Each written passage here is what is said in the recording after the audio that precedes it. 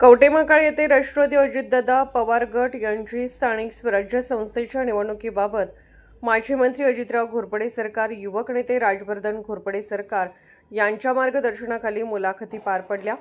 यावेळी राष्ट्रवादी काँग्रेस ओबीसी विभाग प्रदेश उपाध्यक्ष व प्रभारी संजय भाऊ कोळी, अल्पसंख्याक विभागाचे जिल्हा अध्यक्ष गौसभाई शिरोळकर, ओबीसी विभाग सांगली जिल्हा अध्यक्ष शहाजी दोणमिसे, राष्ट्रवादी काँग्रेस पार्टीचे तालुका अध्यक्ष अरुणप्पा भोसले, सांगली जिल्हा सरचिटणीस तात्यासाहेब नलवडे, युवक कार्याध्यक्ष वैभव भोसले, सामाजिक न्याय विभागाचे तालुका अध्यक्ष दशरथ पवार आदी मान्यवर उपस्थित होते।